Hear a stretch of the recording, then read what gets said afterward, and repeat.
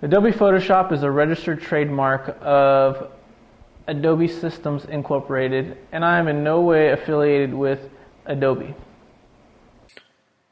Okay, for this tutorial, I'm going to be talking about actual pixels seen at 100% of what your image is going to look like when it's actually printed. Because sometimes people work on their images when they're small like this, and you can't really realize what you're doing in your image as far as actual pixels go.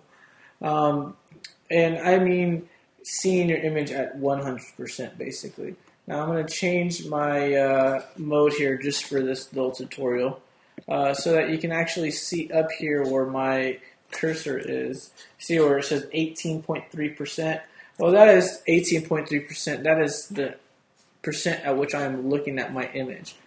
Now, one way to look at actual 100% is to go to View and Actual Pixels and just click.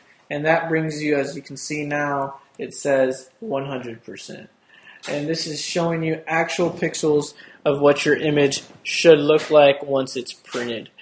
I'm going to show you the shortcut for that was actually Alt-Command-0 on Mac, and I believe it's Alt-Control-0 on PC.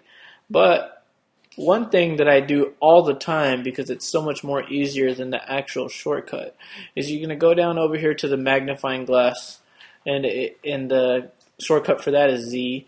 But all you have to do is double click your magnifying glass, and it brings you straight to 100%, as you can see. That's something I do all the time because I love to see my actual pixels and to see what kind of noise I have going on. As you can see on this image, I have no noise at all anywhere on my blacks, which is a good thing because when I get this printed out, it's going to look extremely clean.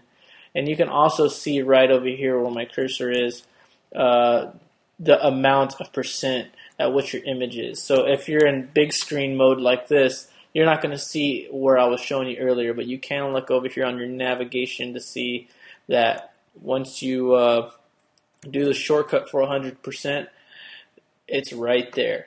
And this is beautiful for seeing what is going to be printed and what is it going to look like when it's printed.